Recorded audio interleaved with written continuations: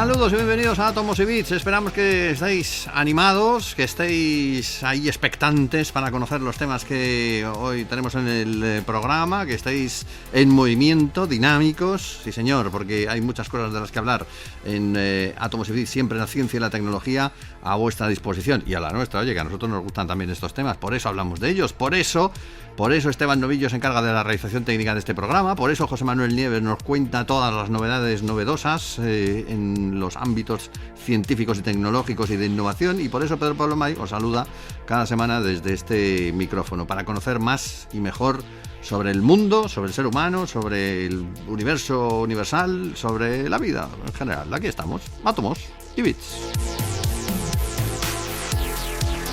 No sé si os acordáis de las famosas etiquetas doradas de Charlie y la fábrica de chocolate. Pues hoy os vamos a hablar de una etiqueta dorada. Bueno, no una etiqueta dorada, no, de un orbe dorado. Pero bueno, primero vamos a hablar con José Manuel, que lo tenemos ya por aquí. Saludos, compañero, ¿cómo andas? Hola, ¿qué tal, Pedro Pablo? Estupendamente. Tú no eres Charlie, eres José Manuel, pero nos vas a hablar de ese orbe dorado que alguien encontró en Alaska. Yo la verdad que cuando vi la noticia dije, ya están aquí, ya han llegado los extraterrestres, ya claro, han puesto el huevo. A ver, yo sugiero a los oyentes que busquen en la foto. Que busquen la foto, que pongan orbe dorado 2023 Alaska en Google y que lo busquen, porque eso hay que verlo para saber. Yo lo describiré, pero hay que verlo, ¿no? Sí, es que es espectacular. O sea, yo ya te digo que cuando lo vi la primera vez dije, ya están aquí, ya está. Ahora sí que ya no hay vuelta atrás. Claro. Pero parece ser que no, ¿no? No, no, o sea, por fin se ha encontrado, porque esto se encontró en 2023. ¿Pero qué es? ¿Qué es? Pues es una especie de... primero, está en el fondo del mar, a más de 3.000 metros de profundidad. Y es como una especie de esfera dorada brillante, que parece de unos 10 centímetros, como un poco más grande que una pelota de golf, y que tiene como un orificio en uno de los laterales, como roto hacia afuera, que parece que ha salido algo de dentro. Sí. O sea, lo llamaban el huevo alienígena, no te digo más. Y a 3.500, a más de 3.000 metros de profundidad en el océano, ¿no? Eso es de lo que estamos hablando. Entonces, ahora te contaré, porque han descubierto, después de 3 años, han descubierto lo que es. Claro, lo primero hay que ver lo poco que conocemos del mar todavía. O sea, las sorpresas que nos sigue dando el océano, que pensamos que apenas se conocen un 10% o así de las especies que viven en el mar. Sí. Lo cual es tremendo. O sea, conocemos alrededor de 250.000 especies marinas, ¿no? Bueno, pues debe de haber como cerca de entre 2 millones, 2 millones y medio más. Fíjate. Por conocer. O sea que imagínate, ¿no? Entonces, pues eso, pues hay muchas veces, que además la mayoría de esas especies están en las grandes profundidades, donde el ser humano, por la presión tremenda que hay, no puede llegar. Es decir, apenas hemos llegado con robots carísimos, robots autónomos o robots teledirigidos que están controlados desde la superficie por técnicos y por científicos a bordo de barcos, pero que humanamente es dificilísimo, ¿no? Ver esos entornos. Y claro, hay veces que esos robots, como en esta de la que estamos hablando, nos le enseñan cosas, nos muestran cosas que dejan sin palabras a todo el mundo, ¿no? Y eso fue justo lo que pasó en agosto del 23, sí. Que además era el 30 de agosto, ¿no? Estaba el equipo científico, estaban en un buque de la NOAA, que es la Oficina Nacional de Administración Oceánica y Atmosférica de Estados Unidos, que es la misma, la responsable de estudiar todo lo que pasa en los océanos y también, fíjate, del clima y del clima espacial. O sea, hablamos de la NOAA también cuando hablamos de tormentas solares, ¿no? Tiene mucho trabajo la NOAA. Tiene trabajo, ¿no? Es una gran institución científica, ¿no? Además de las más prestigiosas del mundo. Bueno, pues unos científicos que estaban en uno de los buques de la NOAA, que es el Oceanus Explorer, estaban operando a un robot, a un vehículo robótico que se llamaba Deep Discoverer, descubridor de las profundidades. Y el robot estaba paseándose por el fondo a 3.251 metros de profundidad, ¿no? ¿Y qué iba haciendo este robot? Pues iba barriendo con los focos una ladera rocosa en la más absoluta oscuridad, porque a esa profundidad no llega la luz del sol y ese lugar en concreto no había visto la luz del sol desde hacía millones de años, cuando en otro momento probablemente estaba en superficie.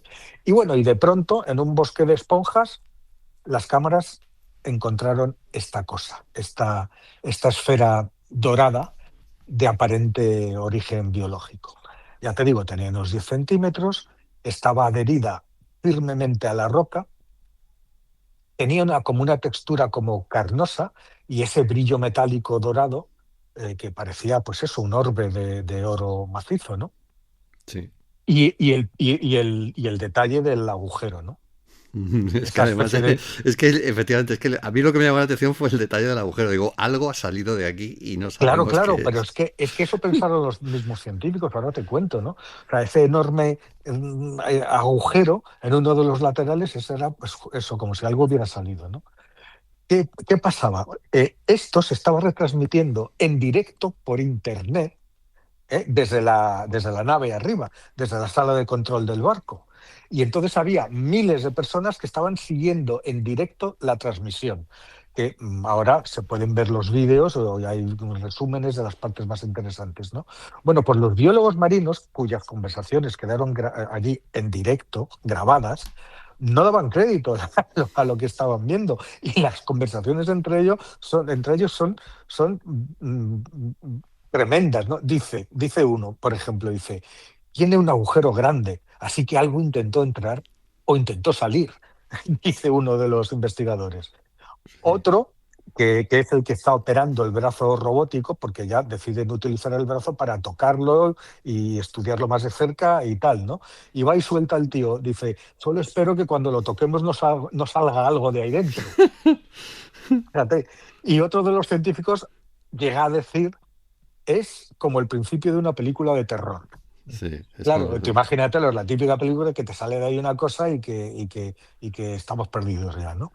Bueno, pues imagínate, fue un revuelo, se montó un revuelo porque imagínate eso por internet y en directo. La guerra de los mundos. Claro, pues imagínate, ¿no? Las redes empezaron a hervir de todo tipo de comentarios, ¿no? Y el revuelo que se montó fue tal que la propia NOAA, ahí demostró tener sentido del humor, pues hizo una broma en Twitter sobre si estaban ante un huevo alienígena que acababa de eclosionar, ¿no?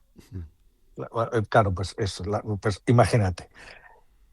Las cosas se pusieron peor todavía, o sea, más misteriosas todavía, porque los científicos decidieron utilizar el brazo robótico que está equipado, en la punta tiene como una aspiradora, como un sistema de succión, ¿vale? Ujú. Y entonces lo que hicieron fue aspirar ese orbe y llevarlo a la superficie para verlo. Y una vez a bordo del barco, pues en lugar de aclararse, porque dice aquí, así veremos ya lo que es, y ya está. Bueno, pues la cosa se hizo todavía, el misterio se hizo más profundo todavía, ¿no? Mm, Fíjate, el coordinador de la expedición decía que esto era una cura de humildad, ¿no? Y que era un recordatorio de lo poco que sabemos sobre nuestro propio mundo y sobre lo muchísimo que nos queda de aprender sobre el océano. ¿Qué vieron los científicos ahí in situ? Pues que esa cosa indudablemente era de origen biológico, pero no encajaba con nada, con ninguna de las taxonomías conocidas. Mm. Ha hecho falta esperar 2 años y desplegar lo último en tecnología de análisis genético para poder resolver el enigma. Y eso lo acaba de conseguir un equipo de investigadores del Museo Nacional de Historia Natural del Instituto Smithsonian, ¿no? Que acaban de publicar el estudio con las conclusiones en una revista científica. Ardemos en Claro, deseos de saber lo que era. claro, no, pero todo esto es necesario porque tú fíjate, yo y seguramente que hay muchas personas de las que nos están oyendo que se acuerdan. Yo publiqué Sí, en ABC un artículo sobre esto, ¿no? Cuando lo encontraron y nadie sabía lo que era, ¿no? Claro, cuando en el 23, cuando llegaron, cuando estos restos de esta cosa que habían sacado llegaron a los laboratorios en Washington, pues lo examinaron y el examen inicial que hicieron, pues, y esto lo dice el autor del nuevo estudio, ¿no?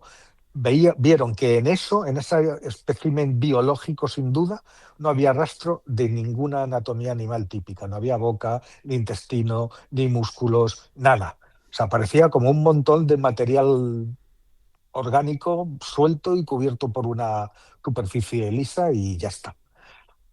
Entonces, aquí este grupo de investigadores que hizo, dice, bueno, esto nos lo vamos a tomar en serio y le vamos a aplicar las últimas tecnologías. Y lo primero que hicieron fue ponerlo bajo un potentísimo microscopio óptico y ahí, en la superficie del orbe, vieron que estaba plagada de unas estructuras muy pequeñas que se llaman espirocistos. mm, ¿Eso qué son? Pues son como una especie de arpones muy pequeñitos que están cargados con un filamento pegajoso y que funcionan como si fuera velcro.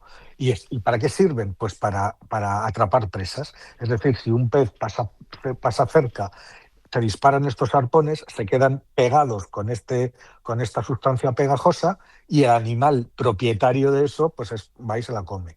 ¿Y quién utiliza este tipo de armas?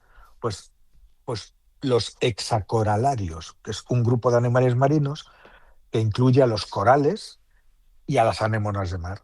¿Vale? ajá, Claro, la confirmación definitiva fue a través del ADN.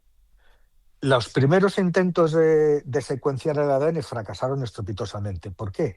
Pues porque la muestra tenía una contaminación enorme de material genético de miles de microbios que tenía adheridos. Es decir, al secuenciar las muestras se mezclaba el genoma del propio bicho propietario de ese orbe dorado con lo de los miles de organismos que tenía adheridos que se le habían pegado. Ahora te explicaré por qué, porque eso es otro hallazgo científico paralelo, te lo explicaré. Bueno, pues entonces no podían sacar el ADN, no lo salían. ¿Y qué hicieron? Aplicarle un nuevo análisis genómico a todo el conjunto de nueva generación, con armas de inteligencia artificial, etcétera.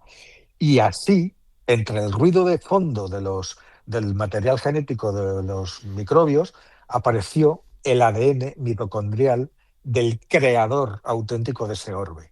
¿Y quién era? Ni más ni menos que una misteriosa criatura, que también lo es una anémona gigante de las profundidades, que se llama Relicanthus daphnia. madre mía. Bueno, hombre. Esta criatura fue descubierta, fue descrita hace muy poco, en el año 2006, imagínate, ¿no? Y es como una anémona gigante. O Mm, sea, no es la típica anémona que vemos buceando en las mareas costeras, que son pequeñitas, no, es un depredador, tiene su cuerpo central, mide unos 30 centímetros y los tentáculos largos multiplican por dos o por tres esa longitud. ¿Vale? Y además ondean esos tentáculos por la corriente y van cazando presas, ¿no? Pero claro, si ese orbe dorado tiene el mismo ADN mitocondrial que esta anémona, pero si no es el animal completo, ni tampoco es una cría, ni tampoco es un huevo, ¿qué es? ¿y qué es? Ahí vamos, ¿no? Bueno, pues eso es un remanente orgánico. Es una especie de cutícula biológica, es lo que queda, es una peana que esta anémona utiliza para fijarse a la roca, segrega en su base, esta base, para anclarse a la roca y quedarse ahí, porque las anémonas cazan muchas veces de esa manera. Se quedan fijas en la roca y esperan a que las presas pasen y las capturan con estos mini arpones cargados de sustancias pegajosas. ¿Vale? Es como haberse encontrado la piel de una serpiente cuando ha hecho la muda. Ya. ¿Vale? O sea, los motivos, claro, la rotura, ¿qué es? La rotura es que en algún momento la anémona se separó de eso y se fue a otro lugar. ¿Por qué motivo? No lo sabemos. Es O alguien se la posible que, comió. Pues es posible que alguien se la comiera. pues no sé, es posible que alguien se la comiera, ¿por qué no? Es posible que un cambio de corrientes hubiera hecho que las corrientes ya no llevaran tanta comida ahí y que entonces se deshiciera de eso para irse a buscar otro lugar donde anclarse más favorable. A ver, se sabe además que las anémonas de las profundidades no siempre son estacionarias, que pueden moverse, pueden reptar por el fondo rocoso o dejarse llevar con la corriente para huir de un depredador, ¿sabes? O buscar zonas de caza mejores, ¿no? Ya. Claro, eso podría ser, ¿no? Y entonces cuando hacen eso, sabemos que dejan la placa sólida a la que estaban anclada, la dejan atrás.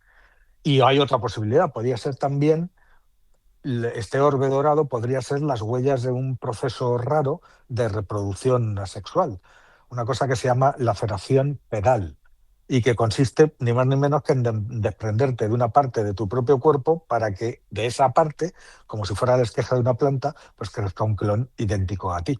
Ah, Bueno, pues esto las anémonas también sabemos que lo hacen y dejar atrás pedazos de su base y dorada, esto que hemos encontrado, esto que se ha encontrado, podría ser pues el primer paso para crear una nueva anémona y perpetuar la especie. O sea, no sabemos cuál es el motivo por el cual esta anémona el motivo concreto por el cual se desprendió de esto, sí. ni tampoco sabemos el motivo por el cual tiene esos colores, porque ese color ahí abajo vemos el color porque estaba iluminado por el foco, pero eso es absolutamente oscuro. Y no tiene nada de luminescente ni de nada, o sea, que haga una cosa dorada y brillante, ¿no? Y ahora viene la segunda parte de la investigación, porque la cosa no termina, ¿no? Porque claro, imagínate, en esos desiertos a 3000 y pico metros de profundidad, la naturaleza no desperdicia absolutamente nada y esos fondos oceánicos tan desolados, cualquier fuente de alimento, incluido este orbe dorado, pues inmediatamente se aprovecha. Y los análisis del orbe pues revelaron que una vez que la anémona abandonó esta especie de peana, pues ese tejido se convirtió en un oasis de vida en medio del desierto abisal. Es decir, toda esa metrópoli de arqueas y bacterias que encontraron, y por eso no se encontraba el ADN del animal, pues se instaló allí y empezó a alimentar seguramente de ese tejido, ¿no? Y al hacer eso, esas bacterias estaban haciendo un proceso masivo de oxidación del amoníaco. Es decir, ese orbe se había convertido en una especie de isla, en una especie de reactor biogeoquímico en miniatura, un punto caliente que reciclaba nutrientes ahí mismo a 3000 metros de profundidad bajo y cerca del mar de Alaska, ¿no? En fin, es una historia Apasionante. apasionante, Sí, sí, sí, apasionante. apasionante. O sea, esto tenemos un triunfo más, pero claro, han hecho falta 2 años, ¿eh? O sea, me vuelvo al día en que lo vieron, al desconcierto que tenían los científicos. Han hecho falta 2 años, mucha perseverancia, invertir dinero, invertir muchas horas de trabajo para que tengamos una verdad científica que sustituya la especulación. Porque si haces caso de lo que salió en Internet en aquella época, pues te puedes imaginar, ¿no? Bueno, pues al final no era un embrión alienígena, ni una criatura maligna que iba a devorarnos, sino una muestra más de la maravillosa biodiversidad que hay ahí abajo y de las maravillas que hay en el mar que conocemos menos la superficie oceánica que la superficie de la Luna. Es increíble. Ya que estamos hablando del mar, vamos a hacerlo también de otro animal misterioso que aparece en las leyendas del norte, de los navegantes del norte, pero que parece que realmente existió. Y estamos hablando del Kraken, ese Sí, monstruo que hundía barcos con sus largos tentáculos. Hay como una especie de pulpo gigantesco de los que solamente Conan podría matar con un hacha de doble filo. Parece ser que se ha demostrado que el Kraken existió realmente. pues sí, existió, era un animal prehistórico y no solamente existió, sino que era más grande incluso que los mayores depredadores marinos de su época, de los que además se alimentaba. Es decir, comía depredadores marinos. O Madre sea, que era el malo de ima- los malos. era el malote máximo. Y estamos hablando del Cretácico, ¿no? O sea, entre hace 145 a 66 millones de años, en pleno apogeo de la época de los dinosaurios. Hace justo 66 millones de años, esa época terminó porque cayó el meteorito que acabó con todos ellos, ¿no? Bueno, pues estábamos en el apogeo, ¿no? Y dominaban tierra, mar y aire.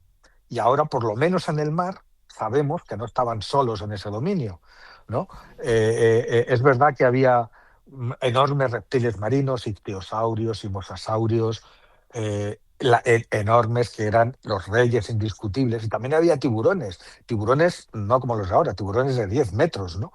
Pero también estaban estos kraken, estos pulpos gigantes, y ahora te cuento, porque la ciencia daba por sentado que los invertebrados, porque los pulpos, no te olvides que son invertebrados, no tienen huesos, pues que eran, el único papel que tenían era el de víctimas, y que los mosasaurios, que podían llegar a medir 15, 16 metros de longitud, imagínate el bicho, pues lo que hacían era comérselos, y los pobres invertebrados tenían un triste papel secundario, ¿no? Bueno, pues este estudio, que además ha sido publicado en Science, reivindica a esos invertebrados y sobre todo a una serie de especies, más de una, y ha sacado a la luz a estos otros monstruos marinos que emprendieron por su cuenta un camino evolutivo en contra de lo que estaban haciendo el resto de los invertebrados, ahora te cuento,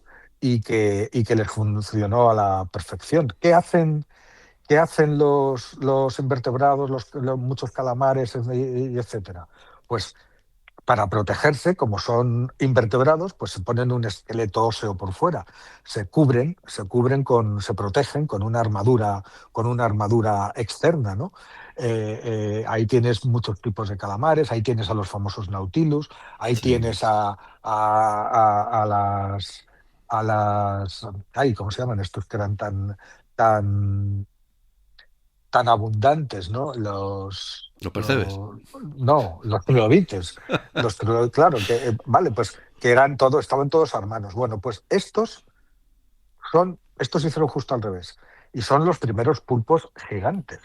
Sí. Y son criaturas cuya reconstrucción que han hecho los científicos encaja a la perfección con el mito del Kraken. Que por cierto, el mito del Kraken empezó allá por el siglo XVIII en los mares del norte, ¿no? El Kraken se convirtió en una especie de bestia a la que temían los marinos de la época. Pero bueno, volvamos a nuestro animal auténtico, ¿no? O sea, en lugar de esconderse en conchas, estos que eran parientes lejanos de los pulpos de hoy, se quitaron la concha, y al perder la concha, ¿qué les pasó? Pues sí, eran blandos, pero también les dio una movilidad sin precedentes, porque no es lo mismo moverse con un armazón a cuesta que la agilidad que tiene un pulpo, que todos hemos visto alguno nadando, ¿no? Sobre todo de ese tamaño. Claro, una visión extraordinaria y, peor aún, una inteligencia superior. Hmm. El equipo centró el trabajo sobre dos especies concretas de pulpos gigantes que nadaron en el Pacífico hace entre 100 y 70 y pocos millones de años, ¿no? Sí. El Nanaimoteuthus jeletsky y el Nanaimoteuthus hagarty, ¿vale? Hala. ¿De qué estamos hablando? Actualmente, el cefalópodo más grande es el calamar gigante. Es el invertebrado más grande conocido hasta la fecha y tiene unos 12 metros de largo. Bueno, pues los cálculos para estos pulpos gigantes dicen que podía llegar a medir hasta unos 20 metros. Eso es O muchísimo. sea, imagínate, un auténtico gigante, ¿no?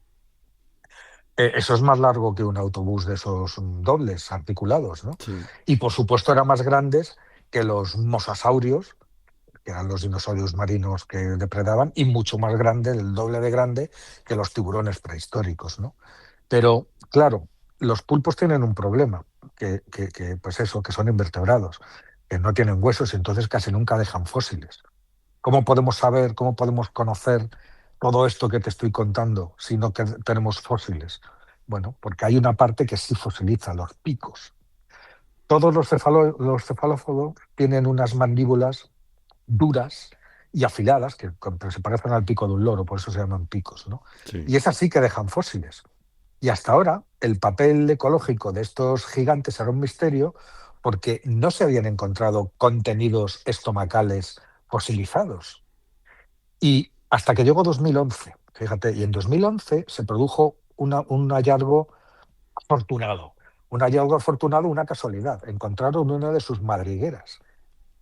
Y en esas madrigueras había como dispuestos en un orden muy concreto restos de ictiosaurios, que son estas especies de lo que eran carnívoros marinos, de mosasaurios, y estaban en una especie de cueva, que se interpretó como y al lado había picos de pulpo, con lo cual se interpretó, claro, que esos eran víctimas, eran presas de los propios pulpos, ¿no? Pero los tenían Hicieron, ordenados ahí como si fuera una biblioteca.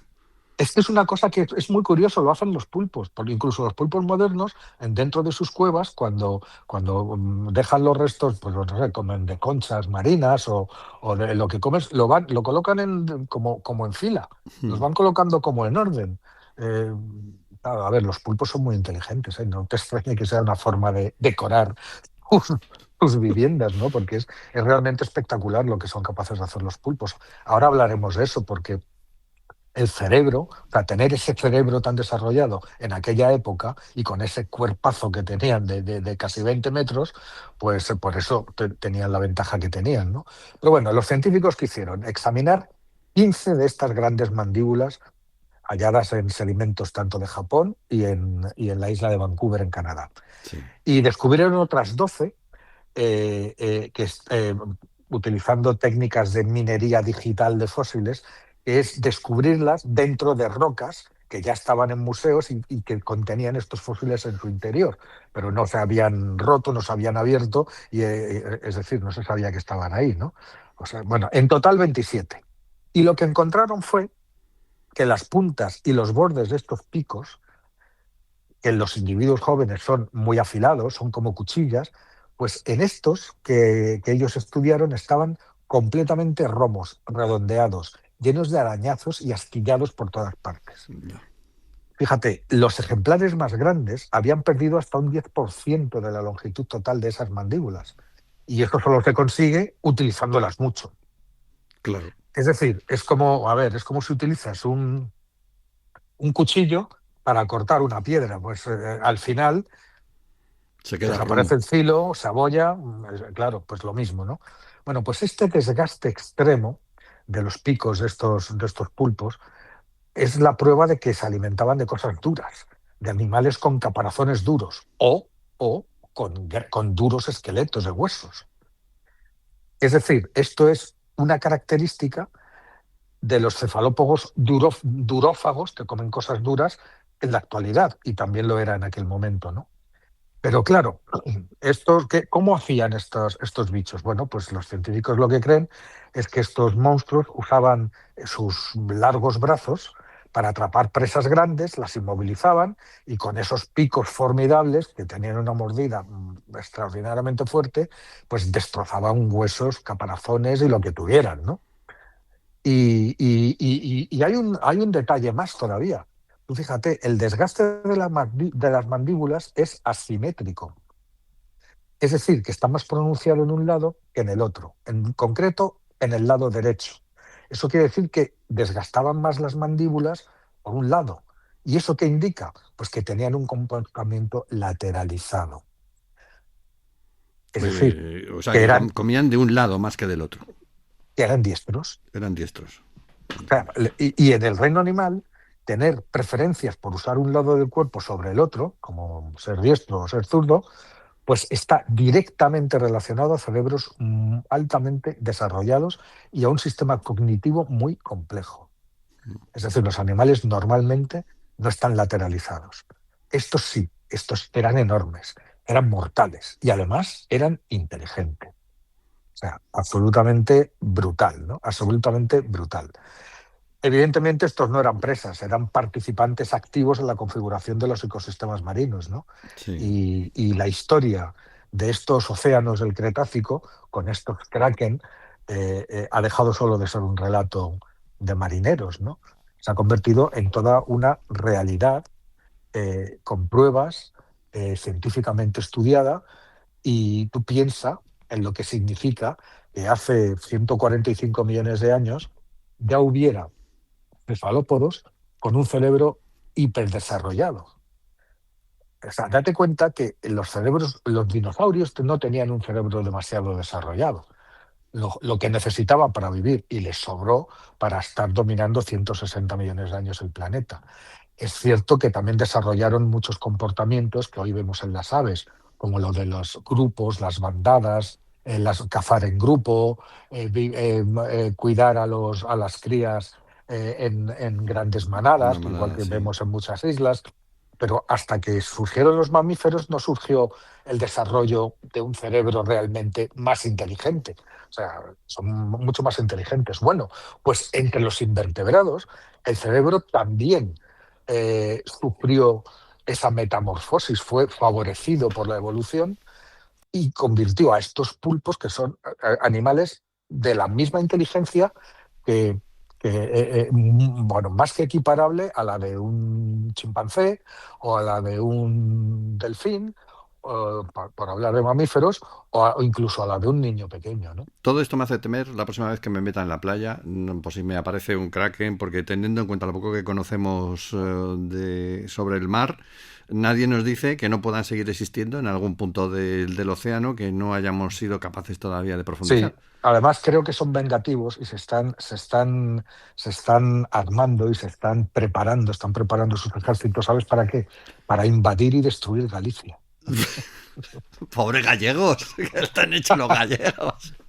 El pulpo a la gallega. Vamos, vamos. ¿Te parece poco? ¿Te Pues parece poco? muy bonito que está el pulpo la galega, amigo. Como se estén organizando, están condenados. Bueno, como sean así de rencorosos, yo estoy en su lista negra, porque vamos, a mí me encanta el pulpo de De todas las todas maneras, maneras, las rabas, los calamares, los chopitos, me lo como claro, todo. y a mí también, pero yo creo que esto ya lo hemos hablado alguna vez, porque hemos hablado otras veces de los pulpos aquí en Sí, Atomosivit. Bueno, pues que yo desde que vi ese documental que está en Netflix, que se llama Lo que el pulpo me enseñó, sí, me acuerdo. desde que vi ese documental, que yo no sé si lo llegaste a ver tú, porque Sí, te lo sí, lo vi, recomendé lo muy vi un bien. poco por encima. No terminé de ver enseguida porque tengo 36.237 cosas para ver, pero lo vi un poco, sí. Bueno, pues yo desde que vi eso y vi la relación que se establecía entre este investigador, este biólogo, y un pulpo, el cual estuvo haciéndose amigo durante 2 años, Mm. yo nunca he podido volver a ver un pulpo en un plato de la misma manera. Bueno, tú no te preocupes, ya lo miro yo. Es el plato. Vale, pues nada, pues eso. La próxima vez que nos veamos, tú pide pulpo y así te lo comes casi todo tú. Ok. En fin, hoy hemos hablado mucho de animales, hemos hablado mucho de biología y vamos a dejar la tecnología para la próxima semana porque nos hemos pasado de tiempo, amigo. Ya me lo imaginaba yo. Así que Átomos y Bits, de todas maneras, está aquí presente y volverá la semana que viene en esta sintonía, como siempre, para contaros todas esas novedades de la ciencia, de todos los aspectos de la ciencia, porque nos interesan todos, y cuando nos da tiempo también de la tecnología. José Manuel Nieves, gracias por haber estado con nosotros una semana más. Por supuesto, muchísimas gracias a ti y claro, nos vemos en una semana. Eso es. Y Esteban Novillo, que ha estado hoy, como siempre, también en la realización técnica. Saludos de Pedro Paloma y volvemos en 7 días.